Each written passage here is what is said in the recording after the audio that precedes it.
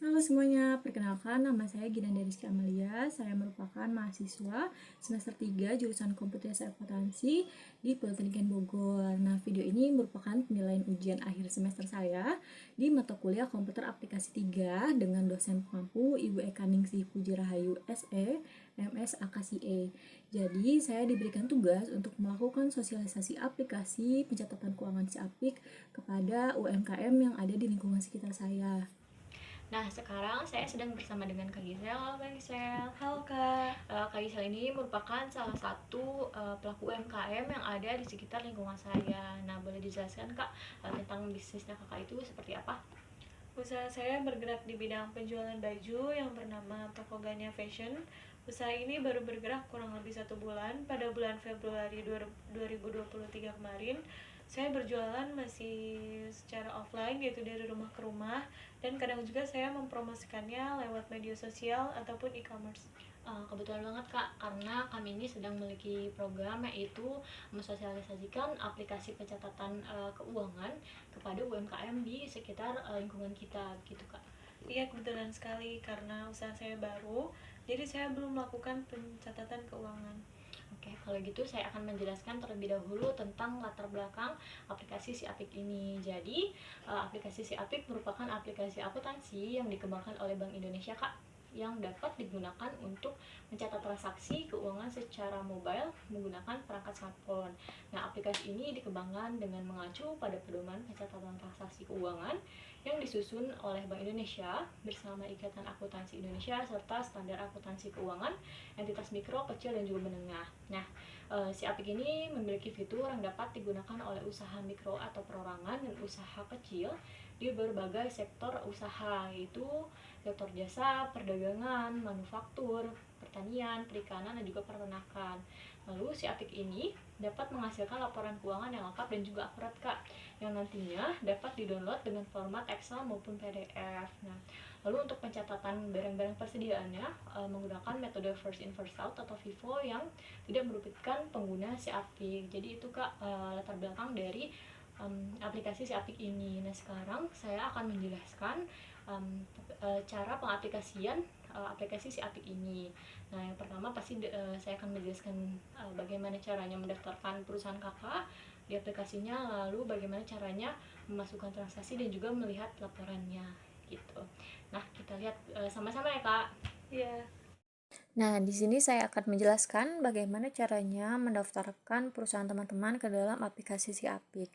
Sebelumnya, pastikan teman-teman sudah mendownload aplikasinya ya. Nah, langkah awal teman-teman boleh buka aplikasinya terlebih dahulu. Nah, karena di sini saya telah mendaftarkan dua perusahaan ke dalam aplikasinya, maka di halaman utamanya akan terlihat perusahaan apa saja yang telah didaftarkan. Nah, karena di sini kita akan melakukan pendaftaran, kita klik tanda plus di atas. Nah, lalu di sini saya mengambil contoh dari perusahaannya Kak Gisel, yaitu Tokoganya Fashion. Jadi, kita pilih perdagangan. Lalu jika teman-teman punya logo badan usahanya juga boleh diupload. Tapi di sini saya akan langsung memasukkan nama badan usahanya, yaitu Toko Genia Fashion. Nah, untuk alamatnya ada di Bogor. Untuk nomor teleponnya juga boleh dimasukkan, tapi ini contoh. Lalu untuk pemiliknya tadi Kak Gisel. Lalu deskripsi usahanya bisa ditulis menjual pakaian wanita dan pria. Nah, untuk nomor KTP dan juga NPWP di sini harus dimasukkan karena jika teman-teman nanti ingin login dan juga lupa password, teman-teman bisa mereset passwordnya dengan cara menginput ulang nomor KTP dan juga NPWP yang dimasukkan saat pendaftaran. Nah, di sini kita kasih contoh saja. Nah, lalu untuk passwordnya harus terdiri atas huruf besar, huruf kecil, karakter spesial, dan juga angka. Nah, untuk minimalnya itu harus ada 8 karakter. Di sini kita contohnya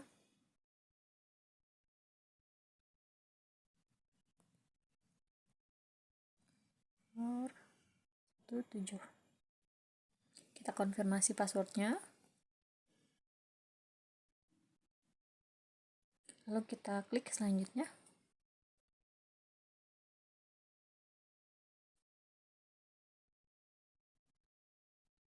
Nah, di sini teman-teman bisa tunggu terlebih dahulu. Nah, di sini ada notifikasinya kalau data usaha yang kita masukkan itu sudah berhasil gitu. Nah, untuk tahunnya karena bisa memulai di tahun 2023, kita bisa pilih di tahun 2023. Nah, untuk bulannya itu dimulai dari bulan Februari. Mulai mengisi.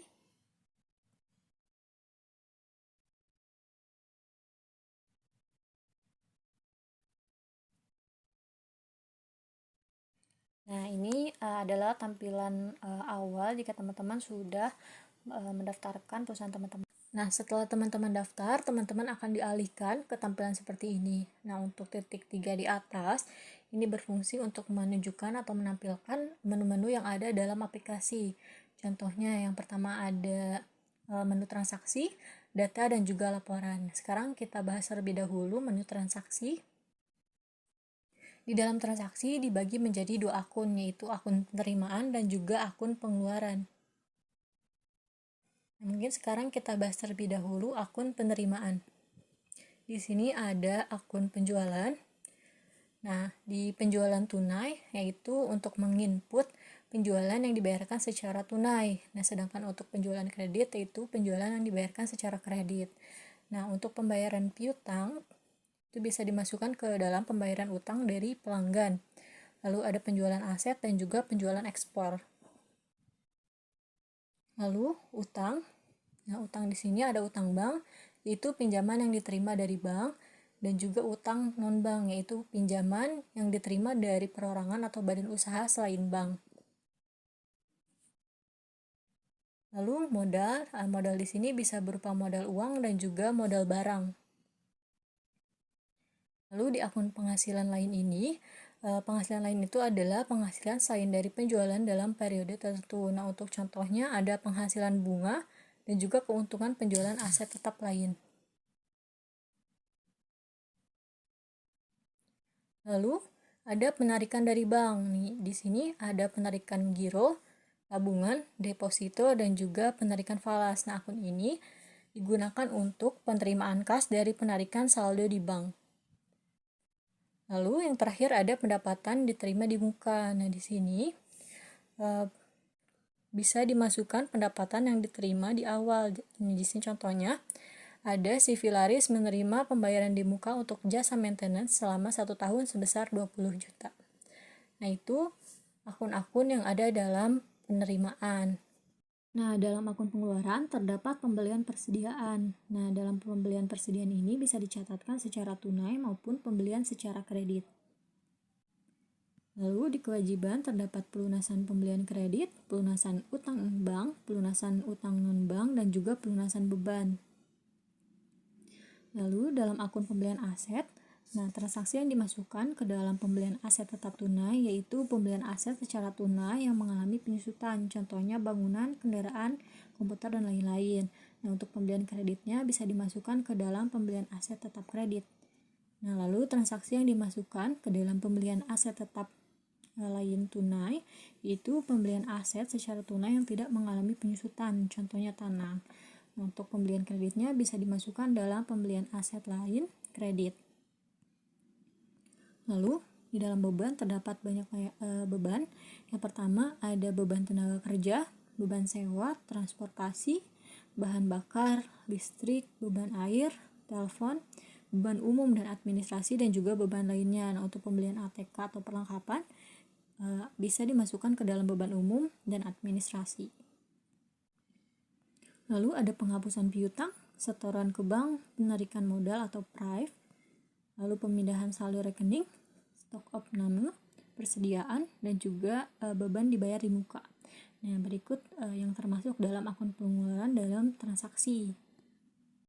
Lalu, menu selanjutnya yaitu menu data. Nah, dalam menu data terdapat data saldo awal, data kategori barang, data bank, data bank pemberi pinjaman, data pemberi pinjaman, data aset lain, data pelanggan, data pemasok, data mata uang, data satuan barang, dan juga data kas falas. Nah, sekarang kita akan belajar bagaimana caranya menginput transaksi ke dalam aplikasi si Apik. Nah, di sini saya juga telah mendapatkan data dari toko Gana Fashion bahwa mereka memiliki saldo awal kas sebesar 5 juta, lalu mereka memiliki persediaan yaitu kemeja, dress, kulot, dan juga batik. Nah, sekarang langsung kita input ke dalam aplikasinya. Nah, kita beralih ke menu data. Nah, karena ini merupakan data saldo awal, kita masukkan ke data saldo awal. Lalu kita klik plus. Nah, di sini kita hanya perlu mengisi nama akun dan juga nilai dari akun tersebut. Nah, di sini kita bisa isi kas. Saldo awalnya 5 juta. Nah, lalu kita klik simpan. Nah, di sini juga saldo awalnya sudah berhasil disimpan. Kita tambahkan lagi nama akunnya itu persediaan. Nah, nama barangnya karena kita belum menginput barang, kita harus menginput barang tersebut gitu. Di sini kita bisa tulis nama barangnya. Yang pertama ada kemeja. Kategori barangnya ada pakaian. Untuk satuannya itu pieces. Nah, untuk harga belinya diketahui bahwa sebesar 50.000. Lalu untuk harga jualnya sebesar 100.000. Lalu tinggal kita simpan. Nah, tinggal kita klik lagi ke mejanya. Nah, untuk jumlah barangnya itu sebanyak 30. Nah, tinggal kita simpan. Nah, sudah berhasil juga. Lalu kita tambah lagi. Untuk nama akunnya persediaan, nama barangnya karena ini persediaan baru maka kita tambah barang. Nama barangnya adalah dress, kategorinya pakaian, satuannya piece, harga belinya diketahui sebesar 80.000 dan harga jualnya 150.000. Tinggal kita simpan, kita klik dress. Untuk jumlah barangnya itu ada 25 pieces. Kita simpan. Oke, kita tambahkan lagi persediaan, nama barangnya kita tambah barang lagi yaitu kulot. Kategori barangnya kita klik pakaian. Lalu untuk satuannya pieces. Harga belinya diketahui 70.000 dan harga jualnya sebesar 120.000. Kita simpan. Klik kulot. Nah, untuk jumlah barangnya 50. Kita simpan. Oke. Lalu kita tambah lagi yang terakhir akun persediaan. Untuk nama barangnya kita tambah barang lagi. Kita tulis batik. Kategorinya pakaian. Satuannya pieces. Harga belinya diketahui 70.000 dan harga jualnya 120.000. Kita simpan.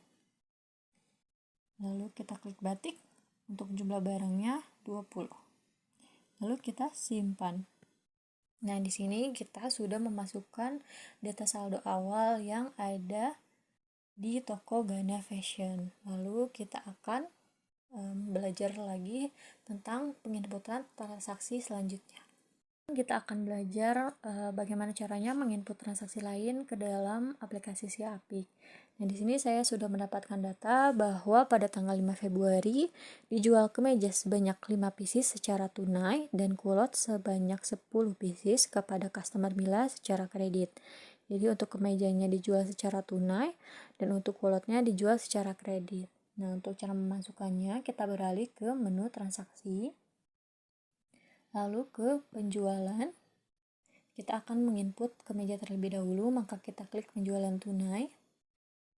Nah, di sini ada petunjuk, bisa kita close saja. Nama barangnya, karena kita sudah menginput persediaan awal, tinggal kita klik saja kemeja. Untuk jumlahnya itu 5, untuk total harganya itu otomatis terisi ya teman-teman. Lalu untuk metode pembayarannya bisa kita pilih melalui cash, transfer atau giro. Nah, di sini kita pilih tunai. Nama pelanggannya kan di sini belum ada. Kita klik tambah pelanggan. Lalu nama pelanggannya kita isi. Mila, alamatnya di Bogor. Untuk data lain boleh teman-teman isi, namun di sini saya tidak mengisinya karena untuk contoh saja. Kita simpan. Lalu untuk tanggalnya juga jangan lupa diganti karena tadi kita jual tanggal 5. Untuk catatannya boleh diisi, boleh tidak. Sini kita langsung simpan saja.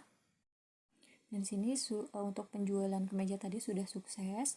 Kita akan menginput penjualan kulot terlebih dahulu. Sini kita ke penjualan. Karena kulot itu kredit, kita ke penjualan kredit. Lalu untuk nama barangnya kita klik lagi kulot. Harganya juga sudah otomatis ya teman-teman. Lalu jumlah barangnya itu 10. Nah, di sini dia tidak ada keterangan memakai uang muka, jadi uang mukanya kita kosongkan. Nama pelanggannya kita klik Mila. Untuk tanggalnya juga harus kita ganti terlebih dahulu. Tekan oke. Kita simpan. Nah, di sini bisa kita lihat untuk transaksinya sudah sukses, dan untuk melihat transaksinya bisa dilihat di lihat transaksi. Nah, untuk lihat transaksi ini muncul histori transaksinya. Jadi yang tadi kita awal kita memasukkan penjualan kemeja secara tunai, lalu kita melakukan penjualan kredit kulot. Untuk transaksi yang kedua, pada tanggal 6 Februari, toko Gania Fashion membeli jeans sebanyak 20 pieces dengan harga beli 100.000 dan harga jual 200.000, dibeli secara kredit kepada CV Trimega. Nah, untuk penginputannya karena termasuk pengeluaran, kita klik akun pengeluaran, lalu pembelian persediaan kredit. Nah, untuk nama barangnya bisa kita klik jeans, kalau misalnya tidak ada bisa ditambah barang terlebih dahulu. Jumlah barangnya itu 20. Karena kita tidak memakai uang muka, maka uang mukanya kita kosongkan. Nama pemasoknya kita tambah terlebih dahulu, yaitu CV Trimega. Alamatnya di Bogor. Kita simpan. Kita klik CV Trimega, lalu kita ubah tanggalnya di tanggal 6 Februari. Kita simpan. Lalu untuk transaksi yang ketiga, pada tanggal 6 Februari dibeli ATK sebesar 200.000 kepada toko AA secara tunai. Nah, itu merupakan beban, maka kita pilih akun beban. Lalu karena sudah dijelaskan di awal bahwa ATK itu termasuk ke beban umum dan administrasi, kita klik. Lalu kita isi nilainya, yaitu 200.000. Karena ini merupakan pembayaran, kita klik pembayaran. Untuk metode pembayarannya itu secara tunai. Tanggalnya pada tanggal 6. Tinggal kita simpan. Lalu untuk transaksi yang keempat, pada tanggal 20 Februari dibayar utang pembelian persediaan kepada CV Trimega sebesar 2 juta, lalu menerima pembayaran piutang dari customer Mila sebesar 1.200.000. Nah, untuk penginputannya, pertama kita membayar hutang terlebih dahulu, yaitu ke akun pengeluaran, kewajiban. Lalu pelunasan pembelian kredit. Nah, untuk jumlahnya 2 juta. Secara tunai, nama pemasoknya nih di sini sudah terlihat. Ada si Fitri Mega. Lalu tanggalnya tanggal 20 Februari. Kita simpan. Lalu kita kembali ke transaksi, yaitu ke penerimaan karena kita menerima piutang. Kita masuk ke akun penjualan, pembayaran utang dari pelanggan. Kita masukkan jumlahnya yaitu 1.200.000 secara tunai. Nah, nama pelanggannya di sini ada Mila. Tanggalnya kita ganti menjadi tanggal 20. Transaksi yang kelima, pada tanggal 24 Februari, Gisel melakukan peminjaman uang pada bank sebesar 10 juta rupiah dengan tenor 6 bulan dan bunga 5%, dan langsung ditransferkan ke rekening bank perusahaan. Nah, untuk transaksinya, karena kita menerima uang dan kita itu berhutang, jadi kita membeli akun utang, lalu utang bank. Nah, di sini kita tulis pinjaman pokoknya 10 juta. Lalu bunga pinjamannya sebesar 5%. Jangka waktunya 6 bulan. Tidak ada biaya lain, jadi kita langsung masukkan bank pemberi pinjamannya, yaitu Bank BCA. Nah, karena langsung ditransferkan ke rekening perusahaan, kita metode pembayarannya transfer ke bank. Kita tambahkan bank dulu, nama banknya BCA, nomor rekeningnya. Nah, untuk mata uangnya Indonesia Rupiah, lalu kita simpan. Kita klik BCA, lalu kita ubah tanggalnya, tanggal 24 Februari. Kita klik OK, lalu kita simpan. 7. Pada tanggal 28 Februari, Gisel membeli rak besi untuk menyimpan persediaan barang dagang sebesar 500.000 kepada toko 88 secara tunai. Lalu Gisel melakukan penarikan modal di rekening bank sebesar 1 juta untuk keperluan pribadi. Nah, untuk penginputannya, kita ke menu pengeluaran. Karena rak besi merupakan aset, kita masuk ke pembelian aset. Nah, karena rak besi juga mengalami penyusutan, kita masuk ke pembelian aset tetap tunai. Yang di sini nama asetnya bisa kita tambahkan, yaitu rak besi. Untuk kelompok asetnya, kelompok 2. Subkelompok asetnya yaitu mebel dan peralatan dari logam. Nah, nilai perolehannya itu 500.000. Lalu kita simpan. Kita klik rak besi, lalu kita ubah tanggalnya tanggal 28 Februari. Kita simpan. Lalu kita kembali ke menu lagi. Kita langsung klik penarikan modal. Kita isi jumlahnya 1 juta. Karena Gisel melakukan penarikan modal di bank, maka kita klik transfer, lalu saldo BCA, lalu kita ubah tanggalnya. Oke, kita simpan. Nah, setelah teman-teman memasukkan atau menginput transaksi, teman-teman bisa melihat histori transaksi maupun laporannya. Bagaimana caranya? Yaitu dengan beralih ke menu laporan. Nah, di paling atas ada histori transaksi, kita cek dulu. Nah, di sini ada histori transaksi yang sudah kita lakukan tadi. Lalu ada laporan posisi keuangan atau neraca, dan di sini kita lihat laporan laba rugi dan saldo laba. Nah, untuk tahun periodenya tahun 2023 dan periodenya karena kita baru memasukkan transaksi di bulan Februari, kita klik Februari lalu tampilkan. Nah, laporan laba ruginya juga sudah jadi ya teman-teman. Sudah tertera, dan laporan ini juga bisa diekspor. Ekspor dengan file atau format PDF dan juga Excel. Lalu kita cek laporan arus kasnya sama tahun 2023 dan juga Februari tampilkan. Nah, di sini juga sudah tertera atau terlihat laporan arus kasnya, juga bisa diekspor dengan format PDF maupun Excel. Nah, selain itu masih banyak lagi laporan yang bisa dihasilkan dari penginputan transaksi di aplikasi si Apik ini. Jadi seperti itu Kak, cara pengaplikasian aplikasi si Apik ini. Menurut Kakak aplikasinya seperti apa Kak? Sangat bagus sekali ya, jadi kita bisa tahu laporan-laporan keuangannya nanti. Betul sekali Kak, karena aplikasi si Apik ini memang didesain untuk membantu para UMKM, terutama UMKM yang tidak mengerti tentang akuntansi. Jadi mereka cukup memasukkan transaksi mereka ke dalam aplikasi. Nah, untuk penjurnalan orangnya sudah tertera dalam aplikasinya begitu. Ya, terima kasih banyak ya Kak atas pengenalan aplikasi ini. Jadi saya bisa tahu nanti laporan-laporan keuangannya. Ya, saya juga mengucapkan terima kasih banyak atas waktunya. Mungkin jika sudah selesai kita cukupkan ya Kak ya. Jadi video kali ini kita cukupkan. Assalamualaikum warahmatullahi wabarakatuh. Terima kasih. Terima kasih.